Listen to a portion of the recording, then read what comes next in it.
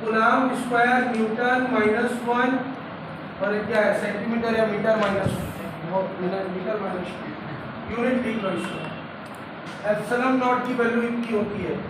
ये 1 नंबर का objective question based chapter का आता है ना 1 मार्क्स का क्वेश्चन, उसमें ये एक बार पूछा भी है। एप्सिलॉन नॉट की वैल्यू 8.854 × 10⁻12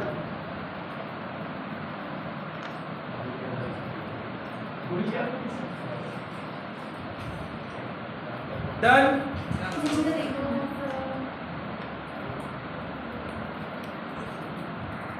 परमिटिविटी क्या है? जो परमिशन देगा कि तुम इलेक्ट्रिसिटी के इम्पैक्ट को मेरे पे शो होने दो। Water is good conductor of electricity, गलत। Pure water is bad conductor of electricity. अब जो हम लोग पानी लेते हैं उसमें थोड़ा सा सॉल्ट की मात्रा रहती है, जिसकी वजह से वो क्या हो जाता है, गुड कंडक्टर बन जाता है। लेकिन distilled water low, pure water low, bad conductor of electricity. Glass is also bad conductor of electricity. Plastic, paper, ये सब भी bad conductor of electricity. Plastic और पेपर भी बैड कंडक्टर होता है, कोई गुड कंडक्टर नहीं होता है। इस पर करंट लगा भी दोगे तो कुछ नहीं होगा। तभी दस्ताना जो पहनते हैं किसका पहनते हैं? जितने वर्क करते हैं। अगर वो गुड कंडक्टर रहता तो थोड़ी वो लोग पहनते हैं, रबड़ को पहन के करते हैं ना दस्ताना। तो फिर तो ये सब बैड कंडक्टर होते हैं। लेकिन बैड कंडक्टर होने के बावजूद अगर वो इलेक्ट्रिक करंट के चार्जेस को क्या करेंगे, अपने में से पास होने दे देंगे, तो उसको अपन बोलते हैं परमिटिविटी। क्या बोलते हैं? मतलब उससे करंट पास तो हो जाएगा, करंट पास सॉरी नहीं होगा, लेकिन उसका जितना इफेक्ट है वो अपने आप में शो होने देगा। शैडो, शैडो अपन लोग टॉर्च मारते हैं, किसी चीज का शैडो दीवार पे बन जाता है, तो क्या वहां पे आदमी खड़ा है? वो सिर्फ उसका एक क्या बन रहा है, इमेज। उसी तरीके से कागज है, इस कागज से करंट पास नहीं हो सकता, लेकिन करंट का जो इफेक्ट रहता है वो एक कागज शो करने देगा, रोकेगा नहीं उसके इफेक्ट। इफेक्ट इस पे शो हो जाएगा, लेकिन खुद इस पे करंट फ्लो नहीं होगा। तो इसको बोलते हैं परमिटिविटी। थोड़ा सा लेट पे समझ में आएगा, नया कॉन्सेप्ट है। परमिटिविटी एक ऐसा कॉन्सेप्ट होता है जिसमें कोई सा भी चार्ज उस सब्सटेंस से पास नहीं हो सकता, वो अलाउ नहीं करेगा पास होने, लेकिन चार्ज का जितना भी प्रकार का इफेक्ट होता है वो सारा इफेक्ट इस पे क्या किया जा सकता है, स्लो किया जाता है। मतलब it is not good conductor, ये गुड कंडक्टर नहीं, ना ही अलाउ करेगा कि मेरे में से चार्ज फ्लो हो। लेकिन चार्ज अगर क्या कर रहा है, एक इलेक्ट्रिक फील्ड बना रहा है, तो रोकेगा भी नहीं इलेक्ट्रिक फील्ड को बनाने से। ठीक है, मतलब अगर यहाँ पर एक चार्ज है और ये इलेक्ट्रिक फील्ड बना दिया, यहाँ पर दूसरा चार्ज है तो ये इससे अट्रैक्ट हो जाए। मैग्नेट में होता है, देखो मैग्नेट नीचे रखे, ऊपर में कील है, मैग्नेट को नीचे घुमाते हैं तो कील भी घूमने लगता है, ट्रैक्शन शो करता है कि कागज उसको रोक देता है, नहीं रोकता है ना। कागज के ऊपर भी उसको घुमाया जाता है, प्लेट के ऊपर घुमाया जाता है, छन्नी के ऊपर घुमाया जाता है, तो वो उसके इफेक्ट को उस पर शो होने दे रहा है, लेकिन खुद उसकी तरफ बिहेव नहीं कर रहा है। वो चुंबक कभी भी उस कागज में नहीं चिपकेगा, उसके ऊपर जो ऑब्जेक्ट है वो चिपक जाएगा, लेकिन उस चुंबक में सिमिलरली चार्ज। समझ में आया परमिटिविटी? तो परमिटिविटी का कॉन्सेप्ट किसके लिए राइट होगा? अगर मीडियम एयर है तब तो एप्सिलॉन नॉट यूज करेंगे, लेकिन एयर को छोड़कर वाटर है, ग्लास है, या कोई सा डाइलेक्ट्रिक मीडियम है, प्लास्टिक या फिर वुड, या फिर उसको लिख ही देता हूं, प्लास्टिक, वुड या फिर पेपर। तो इसके लिए हम लोग परमिटिविटी में क्या यूज करेंगे, एप्सिलॉन आर यूज करेंगे। तो हमारा फोर्स का वैल्यू हो जाएगा 1/4 pi epsilon naught epsilon r, वो तो रहेगा ही, एक और जुड़ जाएगा और यहाँ हो जाएगा Q1 × Q2 बाई r², और यूनिट इसका क्या आएगा यहाँ पे न्यूटन। तो आप कैसे लिखेंगे ये तो नोट कर लिए, लिखो for other than air, for other than air,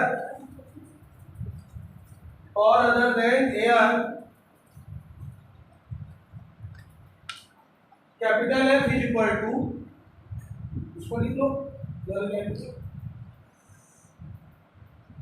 line note करो, एयर को छोड़ करके एप्सिलॉन नॉट पूरा लिखना है, फिर एप्सिलॉन आर जोड़ना है।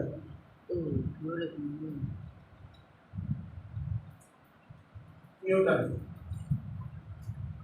वेयर, नीचे लाइन से WHERE, वेयर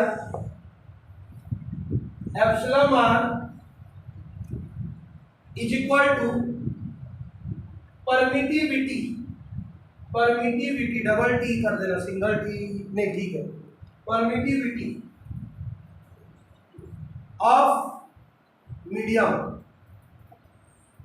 अब वो मीडियम क्या क्या हो सकता है, नीचे लाइन से मीडियम करके लिख लो, 1 2 3, तीनों को नोट करो मीडियम करके।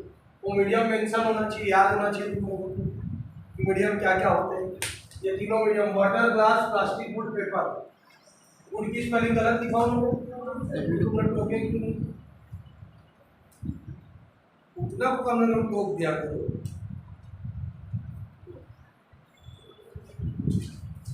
आकांक्षा से तो उम्मीद नहीं कर सकते। हाँ तो लेकिन बाकी लोगों से तो कर सकता था मैं उम्मीद। WOULD लिखा था मैंने, इरेज करें।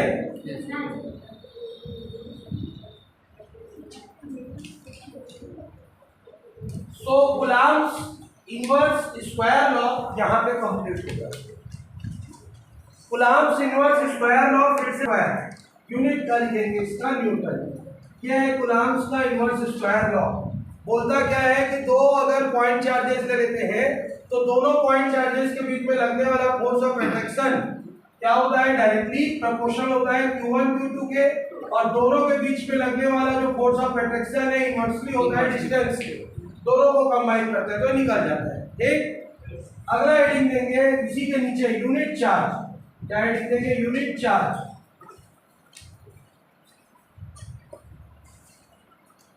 The charge whose magnitude is 1, the charge whose magnitude is 1 coulomb, the charge whose magnitude is 1 coulomb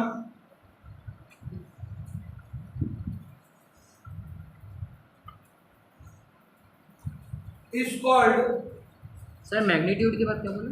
is 1 coulomb is called unit charge. एक ऐसा चार्ज जिसका वैल्यू 1 कूलम्ब होता है वो चार्ज क्या कहलाता है? Unit charge. Q is equal to 1 coulomb. कैसे निकलेगा? लुक एट हियर, अगर Q1 is equal to Q2 is equal to Q कर दिया जाए, हमारे पास दो पॉइंट चार्जेस है। क्या क्या पॉइंट चार्जेस है? Q1 और Q2। दोनों का मैग्नीट्यूड को सेम कर दे, दोनों का मैग्नीट्यूड को क्या कर दे? सेम कर दे, और दोनों के बीच का डिस्टेंस को 1 मीटर कर दे। दोनों के बीच के डिस्टेंस को कितना कर दे? 1 मीटर कर दे। तो दोनों के बीच में जो लगने वाला फोर्स ऑफ अट्रैक्शन है वो कितना लगता है? 9 × 10⁹ मीटर। तब दोनों के बीच में कितना फोर्स ऑफ अट्रैक्शन वर्क करता है? 9 × 10⁹ मीटर। ये प्रैक्टिकली प्रूफ किया गया। क्या प्रूफ किया गया है? कि अगर दो चार्ज लिया जाए तो दोनों चार्ज का मैग्नीट्यूड क्या हो? सेम हो, और दोनों को कितने डिस्टेंस पे रख दिया जाए? 1 मीटर के डिस्टेंस पे, तो उसके ऊपर फोर्स ऑफ अट्रैक्शन कितना लगता है? 9 × 10⁹ मीटर। अब ये जब लगेगा तो इन तीनों वैल्यू को यहाँ रिप्लेस करोगे, तो रिप्लेस करोगे तो कैसे दिखेगा? 9 × 10⁹। इसकी वैल्यू आपको सबको पता है कितनी होती है? 9 × 10⁹। अभी लिख क्या है? Q1 की जगह में क्या लिखेंगे? Q। Q2 की जगह में भी क्या लिखेंगे? Q अपॉन R की जगह में क्या लिखेंगे? 1 स्क्वायर। 9 × 10⁹ 9 × 10⁹ क्या होगा? Cancel. So 1 is equal to क्या हो गया? Q square. 1 का कोई मतलब नहीं। Q इज इक्वल टू क्या बच गया? √1, स्क्वायर √1 हो जाएगा। तो Q इज इक्वल टू क्या आ गया? ±1। तो इससे प्रूफ होता है कि चार्ज का कितना वैल्यू हो सकता है? 1 होगा। तो इसको बोलते हैं कौन सा चार्ज? Unit charge. तो हमने क्या किया? फिर से यहाँ पर थ्योरी एक लाइन लिखेंगे। इफ, थ्योरी लिखो एक line, if magnitude of both the charges are same, if magnitude of both the charges are same,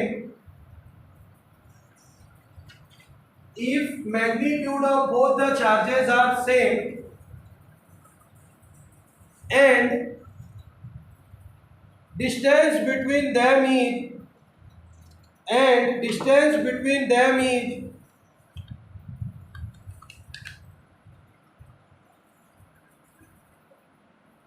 कितना 1 metre, then THE and then force of attraction is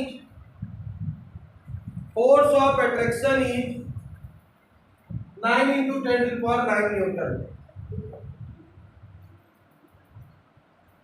9 into 10 to the power 9 Newton. Full stop.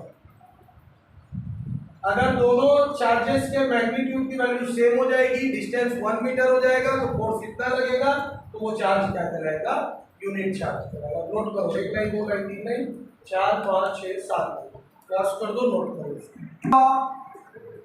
ये आता है paper में, जो भी पढ़े हैं वो बहुत कम आता है, ये मेन है vector form, Coulomb's law in vector form. ये इंपॉर्टेंट टॉपिक है, ये एग्जाम में आता भी है, वेक्टर फॉर्म में कूलम्ब्स लॉ।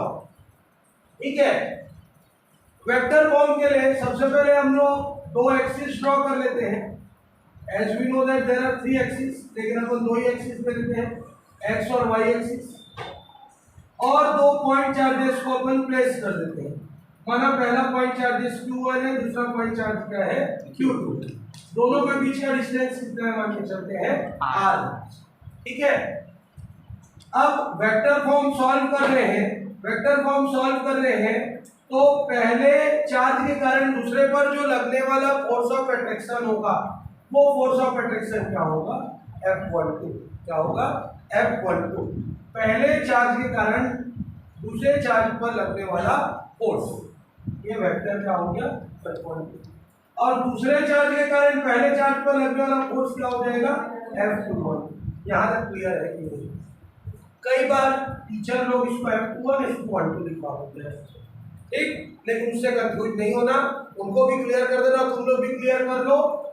जब हम लोग Q1 से Q2 की तरफ जाएंगे तो हम 12 ही लिखेंगे, 1 से Q2, ठीक, और जब Q2 से Q1 की तरफ जाएंगे तो क्या लिखेंगे, Q1। मैंने बेसिक क्लास में एक चीज पढ़ाया था, एलोंग वर्ड, एलोंग पढ़ाया था मैंने। एलोंग जब पढ़ेंगे तो एलोंग Q1 से Q2 हो रहा है, तो हम 1 से लेकर 2 लिखेंगे। अब वो लोग पढ़ाते कैसे हैं, ये थोड़ा सा एक्सप्लेन करता हूँ। सेकेंड चार्ज पर फोर्स लग रहा है किसके कारण, पहले के, तो वो लोग लिखवाते क्या है, F2। समझ में आया कि नहीं है? उनके पढ़ाने का तरीका बता रहा हूँ। सेकेंड चार्ज पे फोर्स लग रहा है किसके कारण, पहले के कारण, तो क्या लिखेंगे, 2-1। तो लोग बोल किसको रहे हैं, पहले सेकेंड चार्ज, और फोर्स लगा कौन रहा है, फर्स्ट चार्ज, ठीक।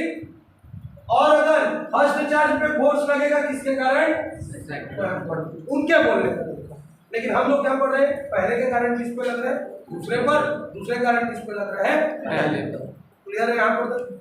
तो F12 या F21 हो गया। दोनों के फॉर्मूला में ये तो स्केलर क्वांटिटी है, इसमें तो कोई दिमाग नहीं लगा रहा है, ये स्केलर क्वांटिटी हो गया यहाँ पर। Q1 और Q2 का भी कोई डायरेक्शन नहीं होता, स्केलर क्वांटिटी है, ये भी जस्ट प्लस ऊपर के, लेकिन डिस्टेंस ऑफ डायरेक्शन होगा। तो एक बार क्या है, अगर 1-2 है तो इसको क्या लिखेंगे, 1-2 का स्क्वायर, और 2-1 है तो क्या लिखेंगे, 2-1 का स्क्वायर। कोई डाउट यहाँ पर?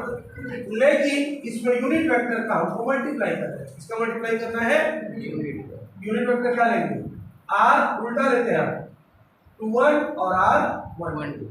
क्या यूनिट वेक्टर को किससे रिकॉर्ड करते हैं, क्या उल्टा क्यों लिया, जब पहले के कारण दूसरे पे फोर्स लगेगा तो डिस्टेंस दूसरे से कहां तक नापेंगे हम लोग, पहले। समझ में आया? उल्टा क्यों लिया, समझ में आया? पहले के कारण दूसरे पे फोर्स लग रहा है तो डिस्टेंस कहां से नापोगे, दूसरे पे तो तुम पहुंच गए हो ना, फिर पहले में थोड़ी जाओगे नापने के लिए, दूसरे से हम लोग कहां से चले जाएंगे, सीधा इसलिए हम डिस्टेंस को करते हैं। एक क्लियर, उसको भी 1-2 कैसे लिखेंगे, दूसरे कारण पहले पे क्या लग रहा है, फोर्स, तो हम लोग पहले से कहां तक नापते हुए आएंगे, दूसरे से, तो 1-2। क्लियर है यहाँ पर? इसी का एक लाइन और बनेगा, उस दिन मैं बेसिक पढ़ा रहा था, तो वो एक टॉपिक बोला था बट मैं उसको नहीं पढ़ा पाया था। Unit vector A is equal to vector A upon mod ए।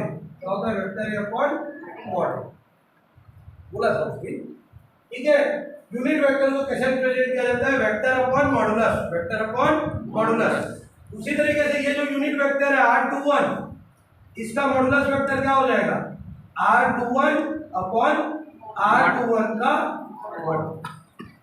इसका यूनिट वेक्टर क्या हो जाएगा, R12 का, R12 अपॉन R12 का मॉड। मॉड मतलब डायरेक्शन उसका चेंज कर सकते हैं, माइनस प्लस सब बराबर हो जाता है। तो फिर ये क्या बनेगा, F12 1 upon 4 by epsilon naught Q1 Q2 R12 का कितना हो जाएगा,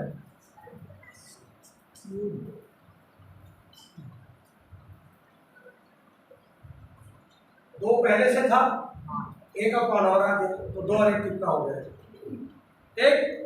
इसको करो, F21 इज इक्वल टू क्या होगा, 1 upon 4 by epsilon naught Q1 Q2 R21 का क्यूब और R21 का क्या डायरेक्शन। ये हो गया तुम्हारा coulomb's inverse square law complete. Solve में आया, नोट करो छोड़ो pause.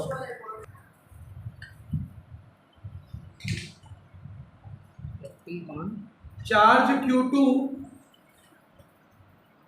Due to charge Q1, due to charge Q1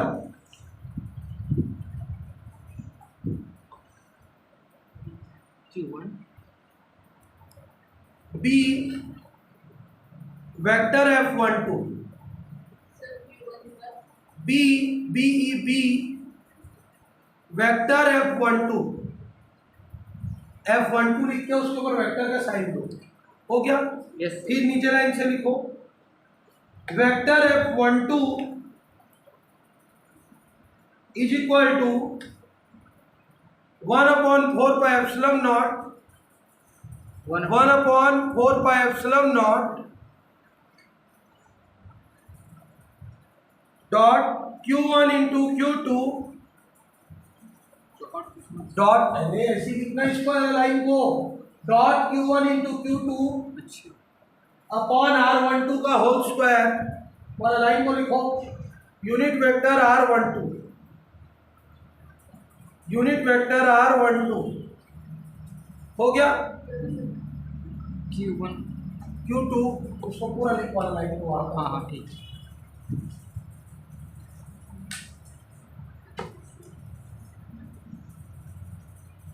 फिर नीचे लाइन से लिखो but vector R12, vector word use नहीं करना है, R12 लिख के वेक्टर वेक्टर वेक्टर लिख रहा है बार बार। R12 कौन सा लिखोगे, ये वाला line, unit vector R12 is equal to R12 upon mod R12, उसको लिखो ये वाला लाइन। हाँ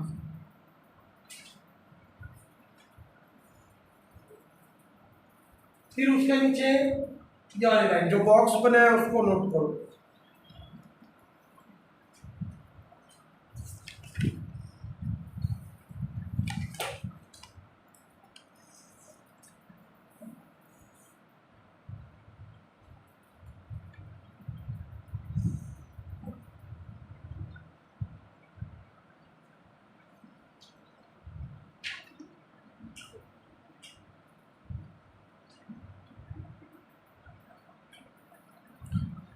हो गया।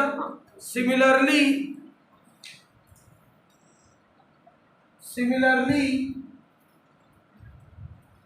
Force acting on Q1, force acting on Q1 due to charge Q2, due to charge Q2 सीधा उतार दो यार लाइन। F21 जितना 1 2 था सब कुछ हमें 2 1 करके इसको नोट करो पूरा था ना, ये वाला याद डिब्बा में। डायरेक्ट।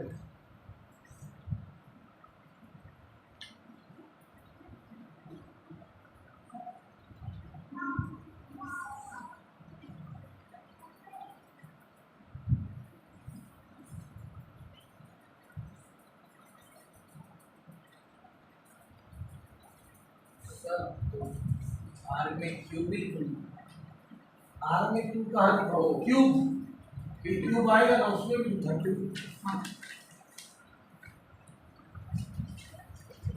हो गया। अब इसको अच्छे से समझ लो क्योंकि इंपॉर्टेंट टॉपिक है, इससे न्यूमेरिकल आता है ना पेपर में, क्वेश्चन नहीं आता है, इसको प्रूफ करो, इसका न्यूमेरिकल आएगा। तो सबसे पहले हम लोग 2 चार्ज ले लेंगे, इसको अलग समझ लेते हैं। ये 2 चार्ज ले लिया हमने, पहला चार्ज ले लिया Q1, दूसरा चार्ज ले लिया Q2, दोनों के बीच का डिस्टेंस R है। लेकिन जब वेक्टर फॉर्म में लेंगे तो वेक्टर फॉर्म में लेने के कारण अगर यहाँ से यहाँ तक जाएंगे तो इस डिस्टेंस को क्या लिख देते हैं R12, और यहाँ से यहाँ तक जाएंगे तो इस डिस्टेंस को क्या लिख देते हैं R2। खत्म। अब पहले के कारण दूसरे पे लगने वाला फोर्स क्या होता है F12, और दूसरे के कारण लगने पे पहले वाला फोर्स क्या होता है F2। क्लियर? यहाँ तक क्लियर हुआ? माना 25 खत्म। F इक्वल टू क्या है 1/4 pi epsilon naught Q1 into Q2 by r square, ये स्केलर है। अब हम लोग कहाँ पहुंचे, कौन सा फोर्स निकाल रहे हैं F12, कौन सा फोर्स निकाल रहे हैं F12 मतलब पहले का दूसरे का, पहले का दूसरे, तो डिस्टेंस क्या रहेगा R12।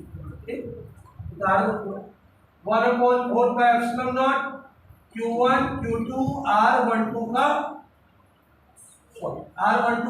स्क्वायर, और यूनिट वेक्टर क्या लिख दिया हमने R12, और R12 को क्या लिख सकते हो, unit vector R12 equal to vector R12 upon mod R12। तो इस वैल्यू को पुट करोगे तो क्या हो जाएगा R12 और ये 2 और 1 कितना हो गया, 2 था और ये कितना हो गया। ठीक, क्लियर? मैं आ रहा, क्लियर है यहाँ पर तो